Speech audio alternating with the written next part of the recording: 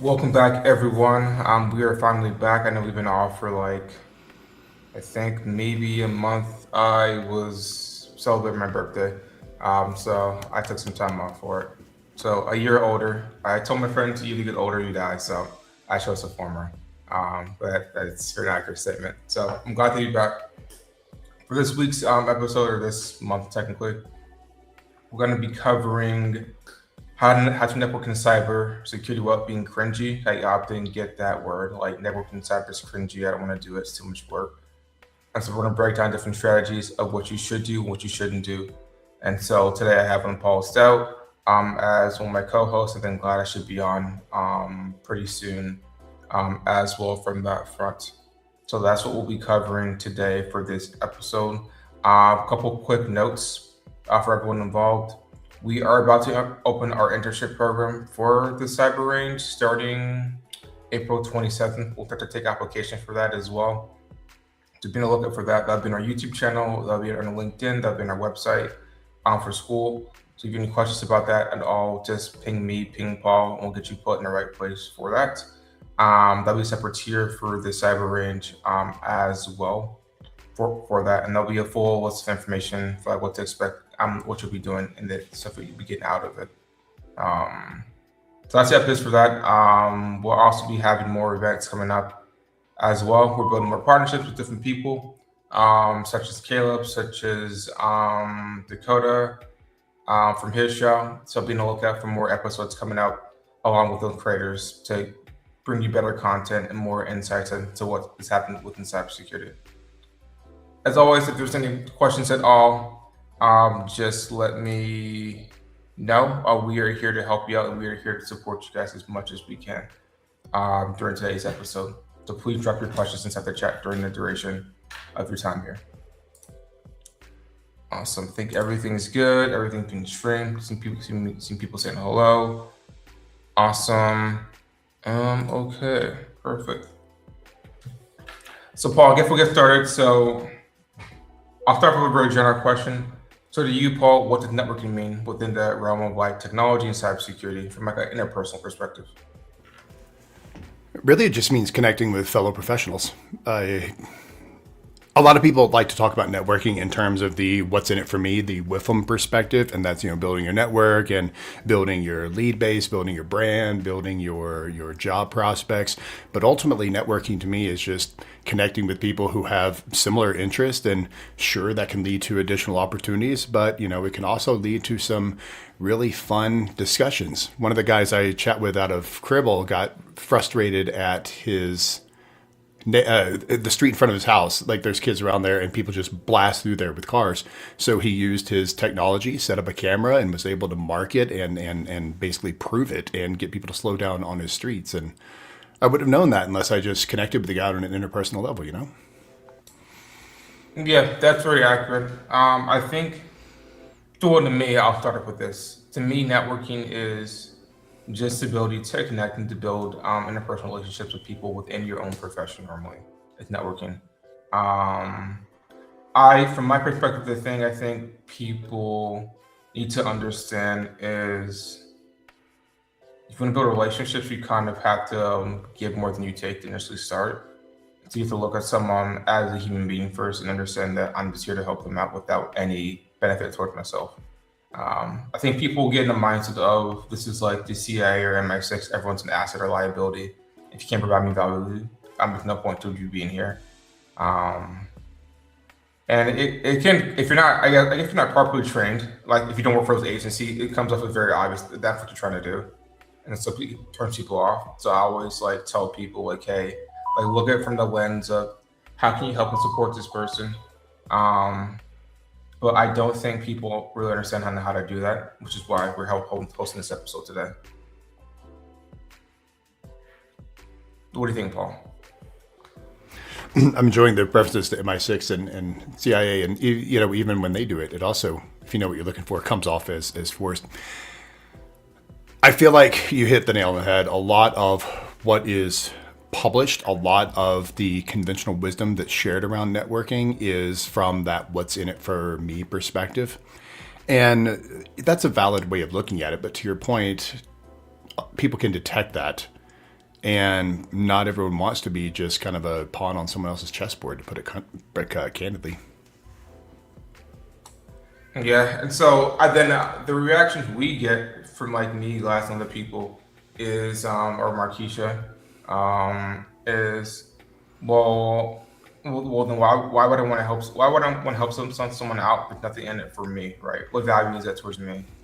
So then they start to complain that, oh, this isn't fair. Oh, there's no point in actually doing it. I can't get a job or I can't get etc.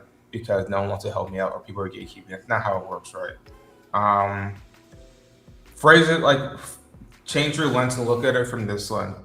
If you are someone that is really, really successful or you're in a high position of leverage or power, let's say Paul's the CTO, right? He has a lot of influence over different people just with the nature of what he's done and the experience he's had over the past like 20 years, right? So he has more influence and more, you can call it clout or quote unquote, for what he's doing within our industry. Um, so if you're a random person on the street and you're trying to say, I want Paul to be my mentor, I want Paul to help me try to get this job right. For him, because he is just very busy to get in nature what he does, and he has a lot of high priority projects.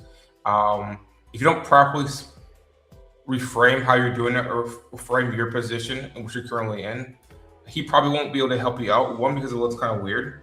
Two, because he's just innately very busy for the things he's doing currently for his job in the situation.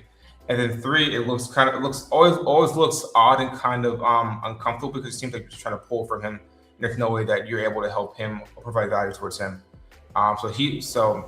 And again, Paul, please correct me if I'm wrong, but you're like, hey, I'm really busy. I probably can't help you out right now because of these reasons.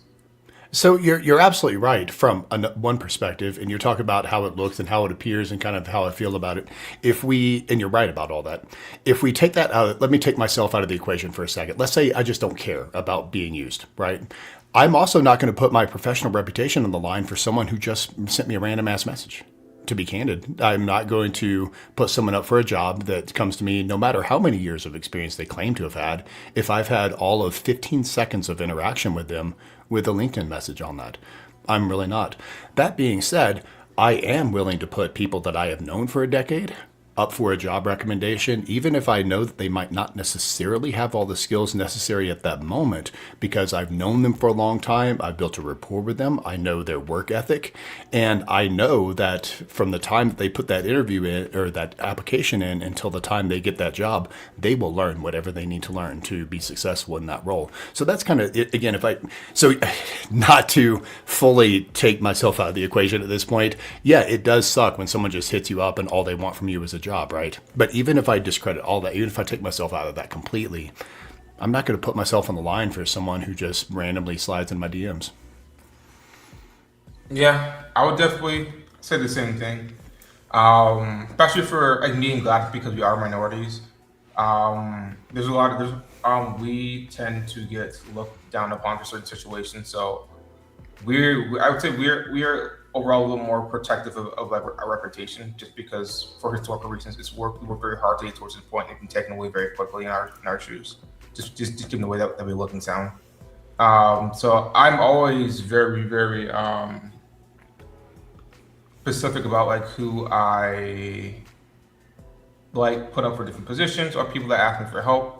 Because if I mess up, or not if I mess up, if they mess up, right, it looks very bad towards me. So I'm always very specific about how that actually looks like for like my situation. Um, because I know that if I lose my job or I lose my situation of call or leverage, I can't help other people that come in behind me that actually deserve those shots. That's why I'm always very cognizant of people that ask me questions and who are they, where are they coming from, what proof have they given me that they're actually willing to put in the work or do these certain things in order to actually reach this position, get this job, meet this other person that I know as well. So it's still different situations. And let's kind of reframe the approach on that for a second. So in reality, in business, if anyone reaches out to you, they want something from you, point blank. No one in business is going to reach out just to say hi. So let's not say the quiet part out loud, right? Let's consider two different scenarios. Let's say that you get some type of introduction to someone and go and hit them up. Let's say you may have been out of work for a minute and you're starting to get a little bit desperate of it. It's like, hey, I saw you on this podcast. I saw you on this live stream. Can you help me get a job? Think about how, if the situations were reversed, you would feel in that. Now, let's consider the other point of view. Let's say that same situation applies, but instead of saying, can you help me get a job or can you make some introductions, you come up and say, how can I better get connected in the community, right? How are some ways that you stay connected in the community? I said earlier, point blank, I won't put my reputation on the line for someone I've met for 15 minutes. But what I will do is give you suggestions, the same suggestions that I do. Plug into the communities with the people that you want to work for, people like or spaces like the Splunk community, the Cribble community, Tines community.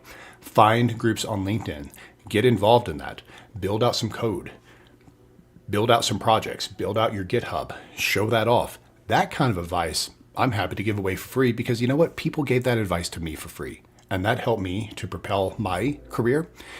And I'm a huge, huge fan of pay it forward. So that I would do without hesitation. But hit me up for, hey, help me find a job. First of all, fix your approach.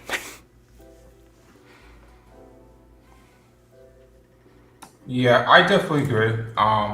There is a right and wrong way to do it. That's what we're trying to teach people. Hey, Gladys. Um, Hey guys, can you guys hear me? yeah, I can I'm hear you. traveling today. Hey you all, yes, I am on the road taking this call, so hopefully you guys can hear me. I was almost on my phone. Kenneth, would you believe that my screen started behaving as you were playing the intro roll? Oh, was it really? Yes, Yeah, can you it's guys almost hear on my me? phone. Yes, we can. Yeah, yeah. Okay, yes. I just unfortunately got stuck on the road and I had to be here, so yeah, great I could make it at least. How's everyone doing? Not too bad, not too bad. Sure. So, yeah. Yeah, I would definitely say, Paul. There's a right way and and a wrong way to network with people. Which is again why we're posting this episode because they get a lot of questions about it. If people are confused. Um, so let's dive in deeper and kind of set the lens a little bit betterly. So let's say probably the person that will ask some questions about this the most is someone that is new to cyber or new to technology or the more junior or the more mid level. And let's say they want to do something along the lines of what we do. Could be more like observability work, could be more incident response work, could be more detection engineering work. Let's say one of those avenues.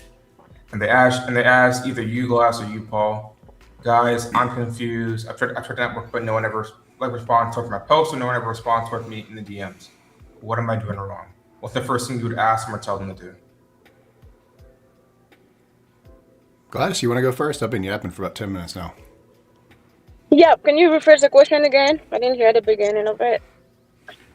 Yeah, let's say someone that is new to cybersecurity or mid-level or junior level wants to do something similar to what we do for our careers, but they've been having issues networking or building relationships. They're saying people aren't responding towards their posts, people aren't responding towards their DMs, and they come to us and ask us or say, Gladys, what am I doing wrong? What should I do given my situation? What's the first thing you would ask them or the first thing you would tell them in that situation? So I think if they're asking, I would ask them, well, what type of messages are you sending out? Who are the people you're reaching out in the first place? Because a lot of people reach out to the wrong people.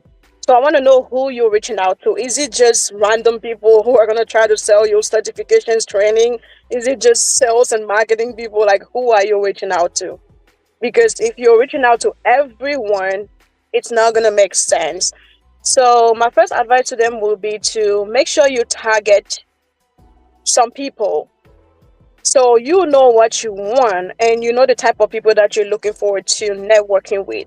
And these people should be people who can help you. It's all about who can help me. So if you're not targeting those people, then you're making a whole mistake. That may be why you're not hearing back. Now, if you are sending the messages to the right people and you're still not hearing back, then I think it goes back to your message. What messages are you sending out then? Are you just asking for people to give you a job? Are you just asking for how they're doing? Are you messaging someone and saying hi? Because I've seen that a lot. Are you copying and pasting messages from ChatGPT and pasting? Like, that is horrible. Like, I see it every single day. It's so generic. Like, hi Gladys, I've seen you do this, blah blah blah blah blah, and now I your skills match the people I like to connect with. Please help me out. Let's connect. Okay, like, okay, so look at your messaging and look at the people that you're messaging. If you're messaging the right people, look at your messaging. When it comes to post, if no one is responding to your post, then you are just doing the wrong post. You don't understand how to make a post. I think that's just basic there. Yeah, I Okay. agree. I agree with that. I think that first of all, consider your audience, and second of all, consider your message. So, Kenneth, you asked what I would ask first, and the same things Gladys mentioned. To whom are you reaching out, and what are you saying to them? Now, I chuckled when you said someone reach out. Hi, Gladys. I think we've all seen that message where someone pops up and says, "Hi, your name." First of all, I know my name. I'm the one you sent the message to, so that's it feels programmed, it feels robotic, and you know damn well that the actual request is coming next. So now, if it's someone that I'm close to, first of all, they don't message me like that. They just usually ask me what they want to ask me. But second of all, I'll usually, if it's someone I don't know, I'll usually wait and just let them type out the request because I know it's coming. Just because I find the whole interaction like that absurd. When you send an email and you say, "Hi, so and so," you address someone in the email as you send it to them, right? You know the request is coming. So, to Ken's point about being busy, especially in those kind of cold outreaches, get to the point more quickly, right? Don't drag someone on. Don't kind of leave someone out there hanging with, "Hi, Paul. Hi, Gladys. Hi, Kenneth." Say what you want to say. And again, back to what I said earlier, make sure that you're not coming out. Things I get all the time, and I'm paraphrasing this, things I get all the time are, "Hey, I'm a developer. I've got 9 years of experience. I've built these projects. I'm having a hard time finding a job. Can you help me?" To be blunt, no, I can't. I don't know you. I've never seen you. That's great that you say that. But in hiring, there's a reason why I check up on people's certifications, because over half of the people who send me a resume lie about something on it, lie about something that's easily provable. And those are the people who are applying for jobs with me, not just randos. So if a random person reaches out, I trust what I can see, not what I hear. So that's not going to get anywhere with me. But again, the question, first of all, let me know where you came from, because to Ken's point, I get a lot of people trying to sell me a lot of stuff I don't need on LinkedIn. Let me know where you found me, what caught your attention, and then those questions of what do I need, how did you get to where you are, who should I talk to, those kind of questions, be very happy to answer.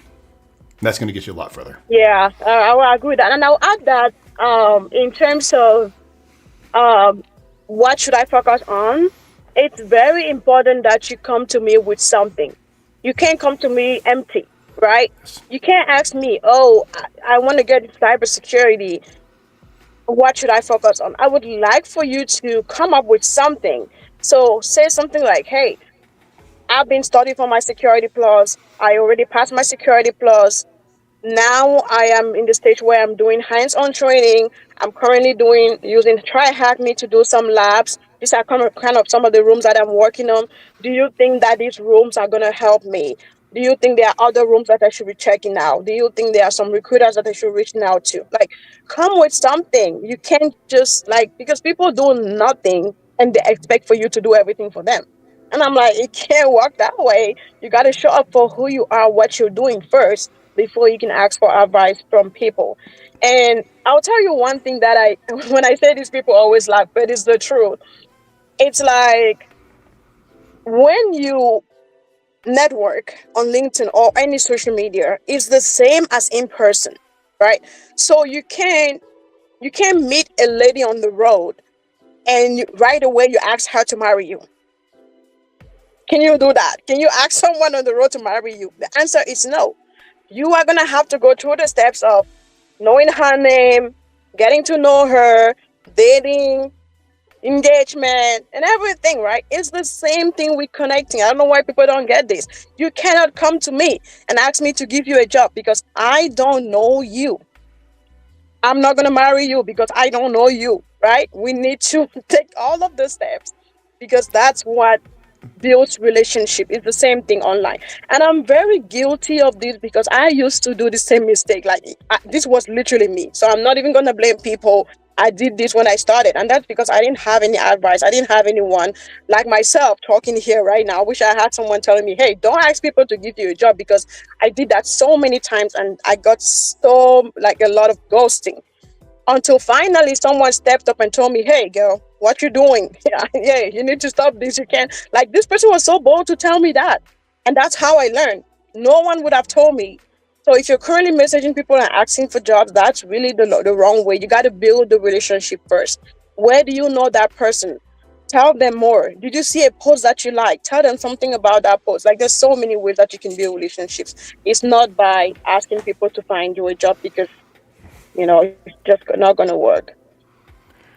I laughed so hard when you said that because I'm seriously considering the next random person I see on the street asking them to marry me just to see what happens. For God's sake, don't have your first reach out be written by AI. AI has a place in this, but if you want to connect, don't let something else do it. To Gladys' point about expecting people to think for you, I think that through the process, and I do the same thing, Gladys, as someone to have tried something or come to me with something, not come empty. But the point of doing that is not to say I'm not going to help you. The point is you have to discover what you want to do yourself. And if you come and say, okay, what do you want to do? I want to be in cyber. Okay, go look up cyber. I understand how broad of an answer I gave just because that's how broad of a question you asked. And the more you can focus in on it, okay, great. Well, I do want to do pen testing. Okay, well, go look up pen testing. Eventually it gets to the point of, great, okay, I know this role. Now I can go look up job descriptions. I can go look up the requirements of it. I can go and look up what employers are actually expecting of it. Okay, what of this can I get on my own? What of this do I need a certification for? What of this should I look for some type of additional learning? But the point is, no one can tell you what you want to do and how to do it. You have to discover that on your own. Probably going to ask someone to marry me this weekend, by the way, Gladys. So thank you for that. If I get slapped or something, I'll let you know. I'll laugh at that. Just say yes to it. Well, if they say yes, then I might have to figure something out really fast. I would definitely say. I think someone asked in the chat. It's probably going to my point I was gonna make. When you make a post, what analytics are you looking for? So if you go towards your profile, whatever post you go, there's like a section called analytics. It will tell you like the views you get, the type of people that like reach out towards you, like the people that viewed your profile based off of that post. So you're able to get a sense as to what the content you're making or the questions you're asking, who's actually responding towards it, and who's actually looking at your profile from there. And if you're getting like random people that are not inside your industry or that can't help you out looking at your stuff, it means you probably need to reframe the talking points you're talking about or redo your profile in order to better attract people. Think of your LinkedIn profile page as like a sales page. That's really what it is, right? You ultimately are selling yourself. You are the product in the situation. So you need to understand what you're actually selling and how you're positioning yourself within the market. Remember, you guys are your own businesses. You'll treat yourself as such. Because if you don't, someone else will, and they'll get the things that you want. That's basically how it works. So you need to understand that and accept that process for this, if this is the field you want to be in, because that is how the game is played. Is what I would normally tell people from that. And we host LinkedIn sessions all the time inside the Cyber Range. You have questions about it, about how to market yourself and sell yourself within the field, and how to build connections. We host sessions for that all the time. So if you have questions about that specifically, you can either drop them here, or I'll drop the link towards the range. There's a 7-day free trial, so you can join for free technically right now. There's no cost towards you for the first 7 days. So if you want questions about that at all, just drop them here or ask us inside the range. Someone also put, Wilford put, what makes a post go viral or reactions to comments? I don't think your goal is to try to go viral. Your goal is to try to build relationships and connections. If you can go viral, but no one will actually want to help you out or actually want to talk to you from that post. So your goal is to create a post that generate positive discussions in whatever talking point or sector that you're in, to better enable you to gain responses and relationships from that. Is what I normally design my posts around. Because go ahead, Gladys. I think your goal should be to position yourself as the professional that you are. Like, show that you master the field. It's not about going viral. So it's like, if I were to come to your profile right now, because when you apply for jobs, the hiring manager is going to come to your LinkedIn to see who you are, more about you. So it's like, if you put on there every time what you post is reflecting you, the professional, sharing your knowledge, educating other people, that's all that matters. It's not about going viral. You don't need to go viral. You only need a couple of eyes on your profile. So the biggest thing that matters is profile views. So you have to check who are the people who are currently viewing your profile every day to see if do these people match with the people that I want them to see my profile. So are these recruiters? Are these people in the cybersecurity space? Then if they are, then they're doing great. That means your posts are going to the right people. But if you're just going viral and everyone is looking at your post, then you're not talking to one person, you're talking to the whole world. And that's not what you should be doing. So you should focus more on creating content that positions you as the professional that you are, rather than planning to go viral. That's what I would say to that. You know, I had a similar discussion with someone at work just this week about something very similar. Our discussion was on SEO and how we are able to drive more traffic to our website and ultimately our products. But the concepts are the same. And what we say in the SEO world is content is king. So create relevant content that, to Gladys's point, that helps people out. In our case, one of the suggestions I gave are writing technical blogs, how to do things. Our engineers figure out something hard, great, write it up. It can only be a 2 or 3 minute read, put it out there. And slowly over time, now don't get me wrong, there are some technical aspects of it. The same as there are some technical aspects and algorithmic aspects of social media and going viral, right, as well. There's structure. Let form follow function. The function is to get the content out there, to be relevant, to be speaking to the right people, and then other things like tuning and structure. In social media, it's going to be your hashtags and your tagging. In SEO world, it's going to be your headers and your content structure. Let all of that follow. The short answer is how to go viral. No one freaking knows. It just happens. Have you seen some of the stuff that goes viral out there? There is no rhyme or reason to that. Yeah, I agree. And the things that go viral are even like the things that are not good, like the weird things, the funny things, the things that will not help in any way. That's crazy. And ask yourself this, if let's say that you saw a viral post on LinkedIn, would you immediately think, that's the person I want to hire? Probably not. Exactly. Probably not. Yeah. I know someone asked, can you provide several sample posts that work? I post a video I want to further my reach. I drop my profile into the chat. You can check out my profile and you can check out the posts that I do. I normally get a lot of good outreach from it. So that's another example for how I structure things. And consistency is a really big part of it as well. Just think of, it's the same like anything in life that you're trying to improve on. If you want to get in better shape, you can't work out like twice a month and do it sporadically. You have to do it on a consistent schedule. Same thing for dieting as well. So it's the same concept. So volume is your friend. You need to do enough volume in order to gauge patterns to see what works and see what doesn't work. So if you only post like once a month, you probably won't be able to tell if, hey, these ideas work or don't work. You just don't have enough data. So you want to do a certain amount of volume to start off with. So you're able to gain better data and better insights from that. And then you can start to tweak your process and know what to do and know what not to do from that standpoint. But don't sacrifice quality for volume. Don't get to a point where you've got an AI bot farm that's spitting out your content every day because, yeah, sure, you get a lot of eyeballs on it, a lot of other bots. So there's a trade-off on that. Now, I'm not saying don't use AI. I realize it's funny because I'm hosting a class on AI on Monday, and here I am talking against it. Don't let that be your default. Don't let that be the only tool in your toolbox. The reality is everyone else is doing that. So do something to stand out, adding a human touch to it.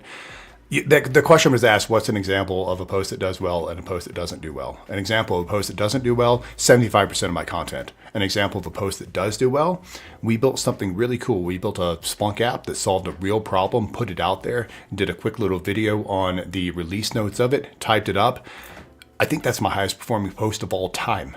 Outperformed everything else by a factor of 2 or 3. Solved a real problem, The post, at least the post content, was written by me, so it was written in my tone, had video elements, images. Those help posts better than posts that are just text or whatnot. But the point is, it solved a real problem, and it performed the best. Yeah, all about value, value, value, value. So whenever you're writing, just think value. I think just think how can this help someone else? I guess that's just the answer. How does this If make the someone post can't else's life help easier? anyone, then it's not helpful. Yeah. Awesome. It looks like we get more questions in. Let's see. Samuel put, how is it possible, or how possible is it to get a soccer role from Africa, specifically Nigeria? Glass, I'll let you answer that question. Well, to get a remote role from Africa, I always say this. Uh, it's tougher, of course, than being here because people over here are not gonna leave their own people to go back and get people from Nigeria. But it does exist. It does exist. The most majority of the countries would do that. I know the US is not one of the countries who likes to take people from outside.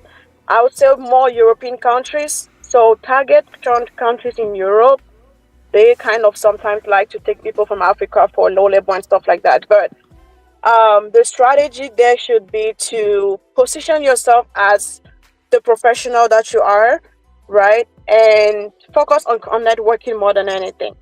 So strategy here will be at back home in Nigeria where you are, find some companies that you think also exist overseas in Europe, in the UK, right? And to do that is really quick research, right? With ChatGPT, right? What are some companies that have established branches here in Nigeria that I can get used to? Let's take an example like Microsoft. Microsoft does have branches in Africa. They do have branches in Nigeria. It might not be in your town, but at least it's in Nigeria. So I think your approach to that should be to go as close as you can to the people who are in those branches in your country, which again is still going to be LinkedIn because these places might not be located where you are. It might be located in the capital city, which is what mostly happens. In that situation, you will need to reach out to people on LinkedIn who work at Microsoft from Nigeria. You start there. So when you have the connection with the people in Nigeria, they most likely will understand your situation and may be able to even hold your hand through some type of connection or whatever. But reach out to them, and then through that connection, you could get connections outside. They could tell you more. So I would say target companies. You cannot do like just apply randomly like everyone else. If you are in Africa, you have to target specific companies. Do research on ChatGPT. Okay, what are out of this all of these companies that I have here in my country? What are some of them that usually hire international employees? Right? ChatGPT will help you with that work. So I think it's just about research and knowing what you want. If you just do everything, it's most likely to not work. That's what I would say to that. I agree. Having strategy is important. I'm going to go on a little bit of a rant here in a second. I'm going to drop the link. So I'm going to drop the link for the cyber range for you guys in case you guys have questions for us directly. For me or Paul, at least. That's what we're both with. So we've got in like 3 questions specifically about how many times should you post on LinkedIn, what time frame, how should you position yourself. Again, and please correct me if I'm wrong, guys. You can drop your questions or drop your angry statements at me in the chat. That's fine. I don't care. I'm going to assume most of you guys don't post on a weekly basis. The ones that are talking or ones that are dropping your questions, and about weekly basis, I mean, you guys don't post like twice a week or something like that. If you don't do that, then your strategy probably does not matter, honestly, because you're not consistent enough, and it doesn't matter, right? The same as someone that's like 400 pounds to say they want to get down to like 170 and tell me, hey, Kenneth, for my bench press, where should I like align my arms and where should I like lift it up, right? And how many reps and how much time under tension? And I'm like John, I'm like you go to the gym like once a month. I'm like it's not really gonna matter, right? You need to be more consistent at it, right? That's what I would tell you guys. Like consistency is key. If you're not consistent, it doesn't matter like what strategies they give you because it's not going to work, right? Because you're not consistent enough, you don't have the data in order to make better extrapolations from the information that you currently have. So, for like, how often should you post? If you're starting out, posting at least 2 to 3 times a week is a good start. And then there you can do 4 to 5 times a week. You can structure it from there. So if you want to create like a Word doc, a OneNote, whatever, and then auto set your post at Sunday and just do it every single week, you can do it that week. So whenever you sleep, it just automatically posts it, and then at the end of the day, you can then go in and then answer any questions from your post that you may have. You can make it really easy. But none of that works if I don't post 4 to 5 times a week, right? The process won't work if I do it like once per month. I won't get proper results from that. So again, like consistency and volume to start off is extremely, extremely key. If you don't have that, then it probably doesn't matter what I tell you because it just won't work. And then someone else puts, what social media account do you recommend that we should post content on or be a content creator with the builder brand, so to speak? It depends. It depends on like what specific field within cybersecurity that you want to do or technology, for who you want to try to follow or who you want to try to talk to. For me, for example, I've met both Paul, Gladys, and then Markeisha. Markeisha's been here though. I met all of them through networking. Either I followed their content or we were on a show together and I want to reach out towards them, so I did. I'm in a different spot than most of the people probably on this call from like the audience because I've been doing this for 8-9 years now. So I have a lot of experience and a lot of leverage I can use in order to talk to people. If you're not at that point yet, again, volume will be your friend. So you just want to try to be as helpful as possible and expect nothing in return when you're starting off. I think the issue, and you guys can correct me if I'm wrong, that I think people get inside of is they have the expectation if they reach out to someone immediately, that person needs to help them out. And the person doesn't help them out, they blame that person. And I'm like, that's not how it works, right? For example, if LeBron James doesn't help you out, his life will be perfectly fine if he never talks to you for the rest of your life. That's the reality of it, right? There probably isn't anything you can offer him that's going to help him out. I'm being honest with you, right? And so you expecting that, hey, I asked LeBron for a question, told him I can help him out, and he's going to help him out. That's his fault. That's not how it works, right?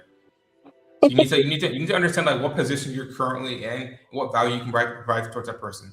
That person is a couple of steps or multiple steps ahead of you. I would say you should just offer them help without anything in return and do that multiple times over. Because that person doesn't technically need your help at all, right? They'll be perfectly fine if you don't help them out. So you need to understand the point of leverage you're currently in order to better position yourself. My rant's over. You guys can go.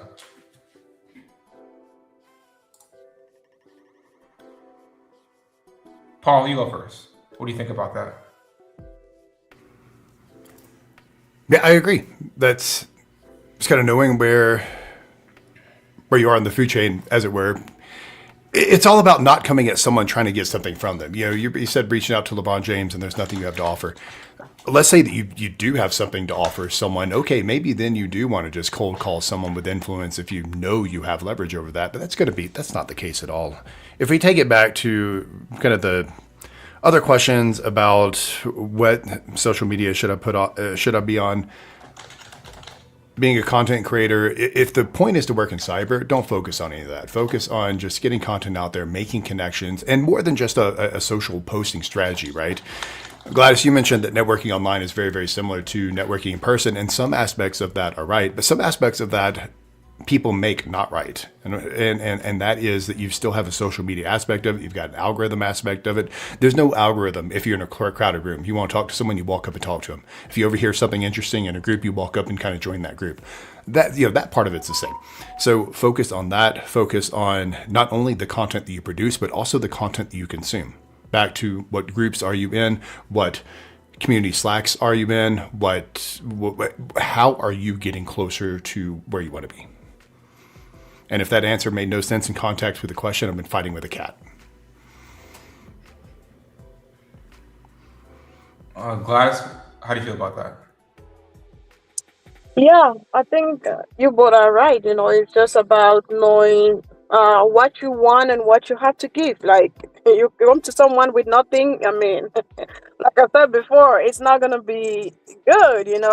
Some people will help out, like really few people, but you're gonna have to reach out to thousands of people. Instead of doing that, focus on building your own value first, and then you can use that value in your advantage when you reach out to people. Like I said, when you reach out to people, mention what you have done first. That way, at least I know that I'm not wasting my energy on you. If I'm telling you, okay, go join this specific community, at least I know that you already did something. I'm not going to ask you to join a community if you are just asking me you want to get into cybersecurity. Can I get you a job? I'm not going to do that because I know you probably will not do it. Like, you haven't proven that you will take any action. So why should I trust you in the first place? You got to show me that action. And usually, some people will go check out your profile. If you reach out to someone, they'll go check out your profile. And if your LinkedIn profile is not optimized, they are unable to tell what you do, then it's also kind of weird. People should really check out their profiles and see how their profile looks like. Do I look like someone who's looking for a cybersecurity job, or am I just, having a profile like everyone else? Like, if you just have a profile like everyone else, I don't see why I should waste my time helping or even mentoring you. I think people should really consider what value they bring and not expect too much, because when you expect too much, especially for free, it always ends up not good. I mean, if you can invest in yourself, is what I would say, because I wish I had the opportunity to invest in myself. I know a lot of people who don't invest in themselves, even though they can afford it. And it's crazy. It's really mind blowing, because if you know that someone can get you where you want to be, why would you invest in yourself? Why would you prefer to reach out to 1,000 people on LinkedIn and no one will listen to you? Why would you want to go through that? I think that people need to really realize, what value do I have, what do I come with, and how can I make myself separate from everyone else? If you can't afford it, I understand, but if you can afford some of these things, if someone's going to do like your resume or your LinkedIn for you, like, have them do that, because you need it, literally. So those are some of the tricks that you can use in networking, because if someone looks at your LinkedIn profile and it's not optimized, they may not respond to you, most likely, because you don't show value. And Yeah. people look at those profiles. I've looked at the profile of 3 people who have asked questions during this session while we were on this session. Just curious what their background was. Yeah. And I bet at least one of them you couldn't understand what they do, because it's all over the place. Too. It's all over the And to your place. point about knowing who's viewing your profile, 2 of them will never know that I looked at it because they don't have LinkedIn Premium. Yeah, that too. That's where LinkedIn Premium comes in. If you're really job hunting, but I also know a lot of people who have LinkedIn Premium and they do nothing with it. They're just wasting money. And You that's a have lot to of money also to know waste. how to use it wisely. You got to Yes. know who is looking at your profile, so you can reach out. If not, then you just have it to have it. It doesn't make sense. I So see we eight got to dollars know a how to month. use it. It's expensive. Yeah, it's like $700-800 a year for the subscription. So make sure you're getting your money's worth. And exactly, use it the right way, but it can also provide some comedy gold. So, fun fact on this: I have a farmer who likes to look at my account every single day. I have no idea why. I don't know who they are. They browse it in private mode, but I always, like, once a day I look. I'm like, has my farmer stalker checked on me today? Yeah, they have. Okay, good. All's right with the world. That's funny. Wow. Yeah, you get some good ones out of it too. Let me see. Question from Wilford. What's the best way to approach hiring managers in network when reaching out for the first time? I'll let you answer that, Paul. Well, I'll tell you, not the right way is, hey, hook me up with this job. That is not the right way. Connect with them as a person. Find something about the company. And this is advice for interviews in general. I can't tell you the number of times that I have had people come into an interview with me and they have done no research on the company whatsoever. They have no idea what we do. At least I had a self-aware one once. They came in and said, I probably should have looked up your company before this interview. And I'm like, yes, well, I'm happy that you're self-aware enough to know that. It still doesn't help your case here. I didn't say that last part out loud. Know something about what they do. Know something about the challenges that they face. Back to the whole posting on LinkedIn. If they're active on LinkedIn, people like to complain about things a lot more than they like to brag about things. If first of all, we're just as a society, we're taught you don't want to toot your own horn, and that's another thing you have to get over to some degree with a content strategy on LinkedIn. But quite often, you can tell what a person's pain points are either by the content they directly post or what they repost, what they tend to be interested in. So have something of substance to say rather than, I noticed you're hiring a cyber analyst intern. I would like to apply for it. Because that goes back to the whole reputation, 15 minutes thing, what do you have to offer type thing. Connect as a human being. I agree. Please, I think we talked about this in our monthly call with the team members yesterday, Paul. Like, you can use AI, just if you're gonna use it, just make sure you proofread it multiple times because it's very obvious when someone responds to you and it's like AI. It's very, very No, obvious. no, no, no, no. Look, what makes me sick is when they copy directly from AI and paste it. And Rewrite it in your own other words. people also have the same thing. That's the freaking part. It's like I got 10 other people messaging me the same exact message that you're messaging me. How is that possible? It can only be AI. That's the problem. AI will give you the same response that is given to someone else. Yes. So if you don't know how to modify that to make it make sense, it's all gonna be boring. I think. Rewrite it in your own words. And if, to Glass's point, if you don't know how to rewrite it, that's something you need to go and educate yourself on before you present that as knowledge that you have. Mm-hmm. There will always be Yep. gaps to your knowledge. There's gaps in my knowledge. There's gaps. One of the curses of knowing more stuff is you start to become aware of just what is out there that you don't know. You're always going to have gaps in knowledge. So if you're ever presented, and I say this with AI code too, but AI in this context, anything, if you can't rewrite it in your own words or your own methods, you don't understand it. So either it's a hallucination, which is possible with AI, most likely it's a gap in your knowledge and an opportunity to fill that gap. Yep. Yep. So I think the best way there's no best way in terms of reaching out to a hiring manager. It's just try to connect. Think about connecting first before you ask for a favor. Before you even tell them that you're working towards a cybersecurity role, that should be a second conversation in my opinion. You shouldn't be asking for something the first time. If you're asking for something the first time, bring up something. If you don't have something to bring, then ask it later on. Maybe like a week after you connected, a week after you've chatted, you can come back and say, "Hey, I was working on this thing. What are your thoughts on it? I'm building this thing using Python. What are your thoughts?" Everyone will be happy to provide their thoughts on something because it just makes sense. And that's another way that you just made a connection. I think next time if you ask them for some advice, they will gladly come. Or if there's a job role at their company, they will gladly refer you because they've seen you doing something. You're not just sleeping. But I think most people, when they message you for this first time and you connect that first time, that's it. They forget about you. They would never come back to you until they find a job and they say, "Oh, can you help me refer me to this job?" I'm like, "No, ma'am, I can't refer you because I we just tried it one time. I don't know your capabilities because if I refer you to any job, that means you are a representation of me. Yes. So if you do bad, if you don't do well at the role, it comes back to me because that was my connection that you just messed up. So I got to make sure that before I send you somewhere, you are a good fit for the role, not just you know cybersecurity. You might be a great professional, but do you fit the role? That becomes a question.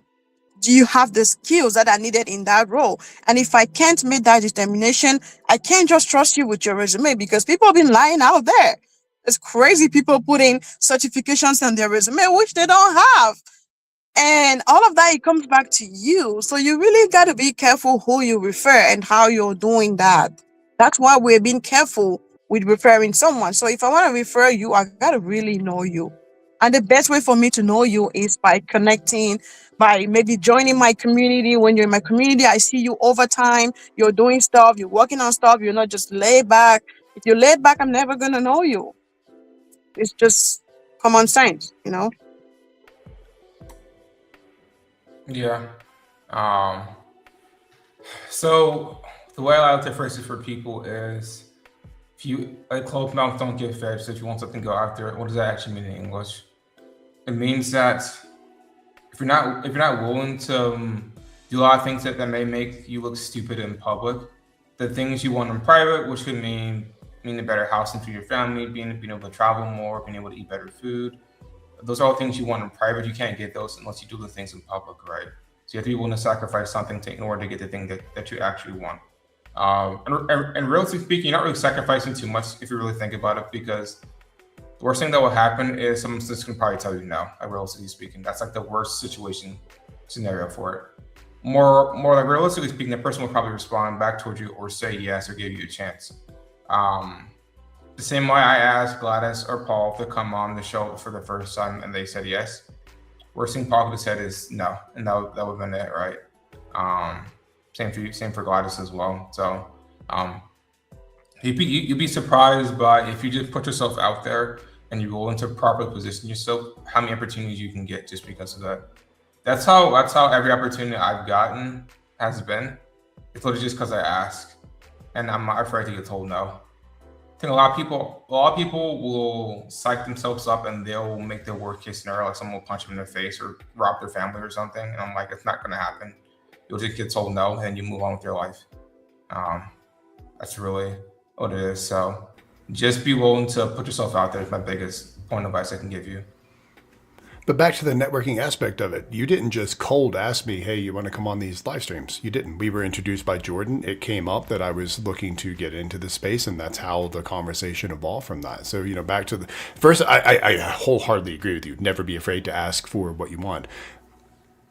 Let's frame that within the discussion that we've had today and the networking better practices and not coming in hot and cold. I guess that kind of works in this situation. But building a relationship first, making some kind of connection. I don't know in hindsight if I necessarily would have said yes if you had just hit me up with absolutely no context, no connection. It's hard. It's really hard to look in the past and say, oh, I would have done this, I would have done that. Hindsight's always 20/20. The reality is I just have no idea if I would have or not. But because Yeah, we met through networking, here we are. Yeah. I agree. Yeah, Yeah. I agree. So I would say I become more self-aware of those opportunities. So whenever I see something that I know I can plug myself into, I'll normally like reach out during that situation. So I would say like be aware of like where you're currently at and just like watch the room. It's another good skill to have. If you're in person or you're online, you'll gain a lot more opportunities because of that. Um, we have more questions. Someone put, it seems the elephant in the room seems to be, how does one optimize their LinkedIn and resume? I keep adding deleting sections at times, but what are we all missing really? Um, it's kind of still kind of a broad question. There's like generic things you can do across the board that will help your outreach when people view your profile. We have video through our various partners that I can send towards you as well. Just DM me LinkedIn user. I don't know what your name is because it says LinkedIn user for some odd reason. Just DM me directly after this call or during it now, and I'll answer your question. I'll send you the stuff from Chris that we've done with that will go over like how your resume should be formatted, how your LinkedIn profile should be formatted, things you should try to post or talk about on that, which will help you guys out. And this invitation is open to anyone at all. You can always directly DM me with questions that you may have. I'm an open book. I'm very blunt and honest, but I'm normally pretty kind as well. So open table for anyone that wants that help. Just DM me directly. Please do. I know half you guys won't. You guys are afraid, but again, the worst thing I'm gonna tell you is no. So please, I say this every time. Just DM me. I promise you. The worst thing I'm gonna do is tell you no. That's that psychology at work again there. I'm being honest. I don't know why. I know how many people are paying people to find jobs for them. What are your thoughts for that? What do you mean by paying them? Paying them to like do the job, or paying someone to like source job for them to apply for? Because those are two different things. If you're doing the latter, that's a recruiter. If you're doing former, that's fraud. So yeah, so we don't want anyone here to go to jail. So I think they're referring to the one where someone is interviewing for you. I think that got Fraud. very popular during the COVID time. Oh my God, it was crazy. The COVID time, It was crazy. The person that you spoke to on the interview suddenly became a completely different person when they started the job. And it's still ongoing now, but it's not as much as it was before. So now, yeah, and what a lot of hiring managers started doing is like, um, when you are interviewing, they take a picture of you, and then the first day of your work, they're gonna take another picture and compare both pictures to make sure that they match before even letting you have access to anything, because that became very, very popular. Yeah, that's bad though. Please don't do that. I That's never saw. Yes, that's horrible. Please don't do that. Yeah, it's horrible. Why does Paul look like Kenneth now? It doesn't look right. Wait, what? Is that a question someone asked? No, no, no, no. I'm just saying because I'm. Yeah, Okay. So yeah. you made that too close to home, so I wasn't sure if we were still on that topic. Okay, there we go. I was like, wait, I look like you now. Okay, I take that as a compliment. But Let's see questions because we're about to end the show next couple minutes. So I'll make sure you get through all the questions. can we do that AI? Oh, okay, you already got one. Okay, I can go back towards it next time. How good and Wilford put how good and presentation is Forge. Forge. Oh, how good is presentation for Forge certification look like on a good resume? Um, isn't what the Forge one's like the virtual simulator thing? I think. If I'm Yeah, the correct. Forage is like a platform where you can have internships simulated. So there are like simulated internships offered by these larger companies, Microsoft, Amazon, and the rest. It's a really great platform. I like it. I think people can learn a lot from it, but I usually tell people to not go there for their first time. So, like, if you don't know what you're doing, hands-on wise, you don't need to go there yet. It's not a place to necessarily learn. It's a place to accumulate experience to kind of showcase that. So I think this person is asking, should you put that on your resume? The answer is absolutely yes. You should put that on your resume. However, you have to know how to put that. How to put it. You can't put it as a like a real job experience, right? Because it's not a real job. It's just an internship. So you got to state that very clearly. That is from the 4-H, so they are aware, and you state that it's a project. Then describe how the project, what was the project, and what did it entail. You got to put that as in a project form, in my opinion. Yeah, I don't know how many requirements they ask for jobs, but I would say probably helpful if you're getting started and you need some experience and you get a better grasp as to like what you want to do and what you don't want to do. So I think that's always helpful. Probably what I'll say about that. And then I know Paul wants the AI question. Let me see if I can find it.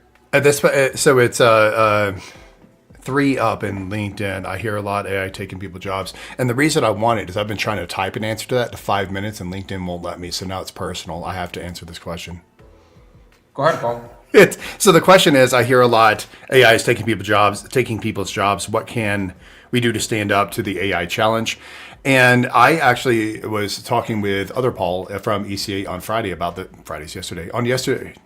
yesterday about this very same thing. And what we came up with is keep doing stuff that hasn't been done before.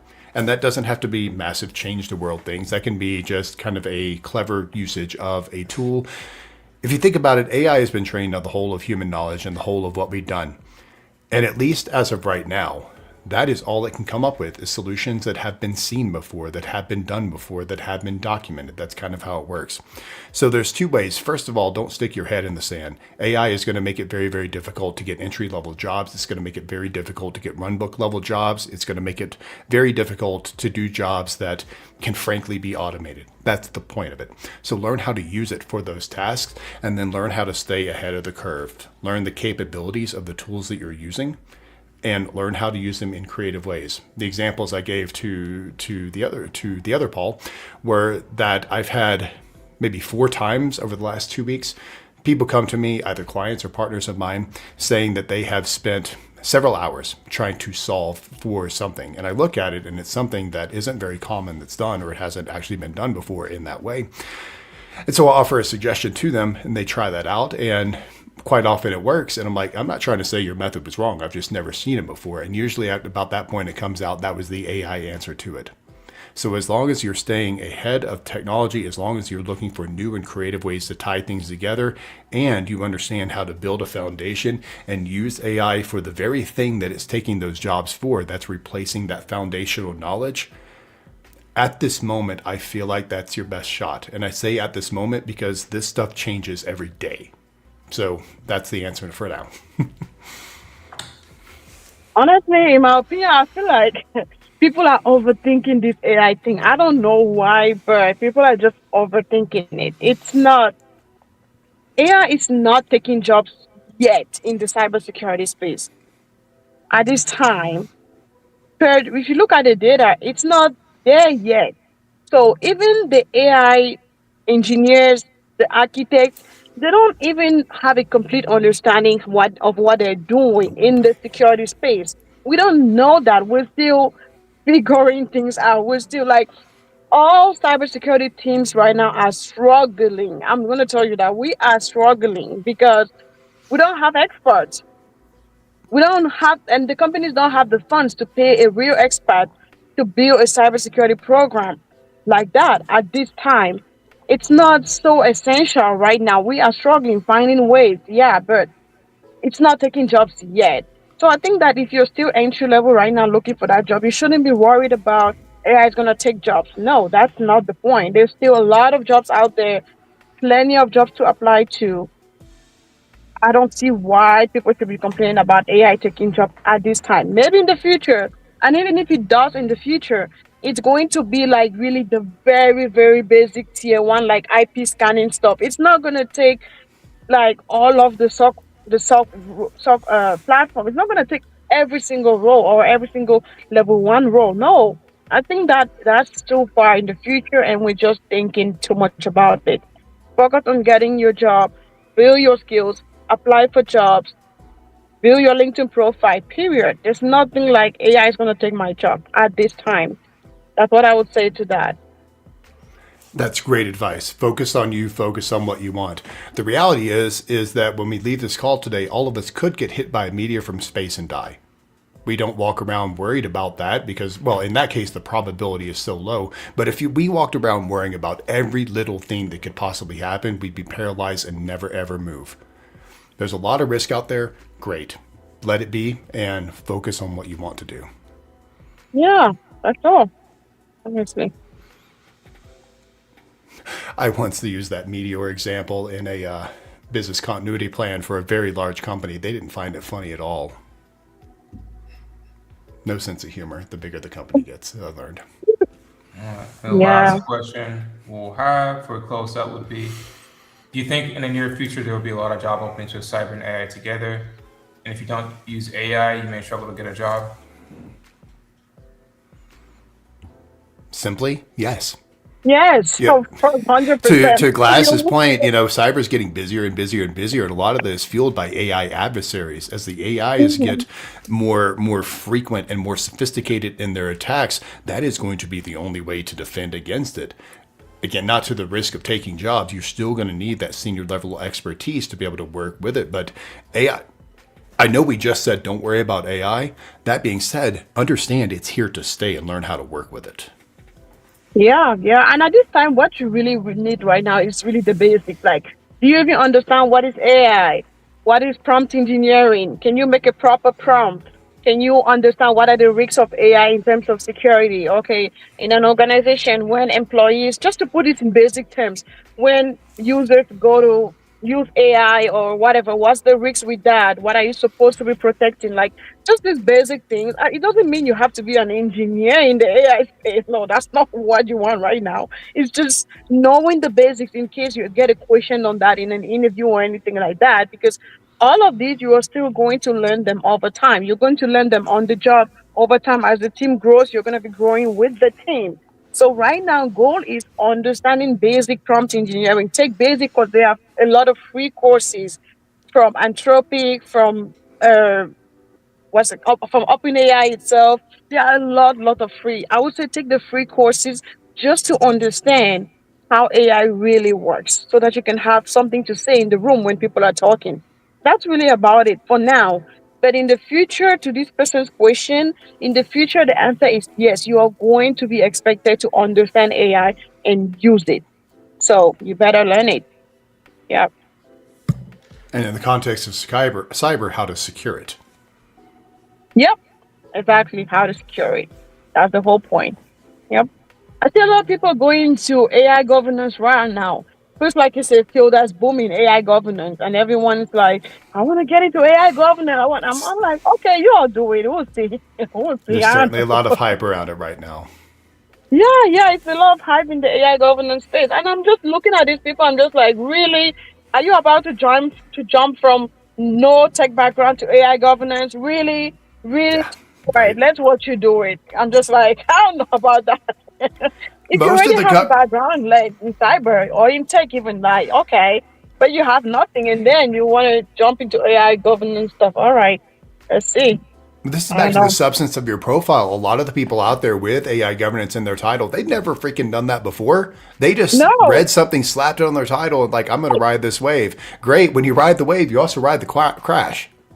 Yeah, most of them don't even know what they're doing. It's Exactly. crazy to me. It's like, yeah, it's a whole nother story for a different day. But yeah, people should really focus on what they want. The important thing right now with AI, I would say the absolute most important thing with AI right now is being able to separate hype from reality.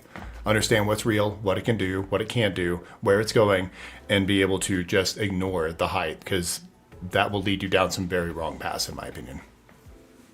Yep, exactly. Awesome. But that concludes well today's presentation or session, how you want to phrase it.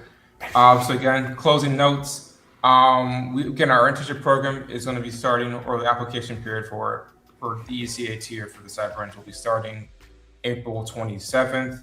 For those that are interested inside of it, if you are, check out our school page, check out our LinkedIn page, or directly DM me. Again, my profile should be directly connected towards this session that we're doing. For that, so if you have questions about it, again, please DM me. Please don't be afraid. I know half of you guys have questions because when I DM you guys directly, you ask me a bunch of questions. So please just feel free to reach out towards me. We're here to help you out. Internship itself will be opening up probably first week of June. We should have around 10 to 15 slots for people to be a part of that higher paying tier. So if you have questions, again, please do DM me, DM Paul. We are here to help you out. Otherwise, we'll have another session probably towards the end of this month or start of May. We'll have two sessions probably between now and the end of May. One for our money talks one, and then one for another technical topic we'll be breaking down. So stay tuned for that. There'll be more updates on that. Otherwise, we will see you guys next time, and thanks for tuning in.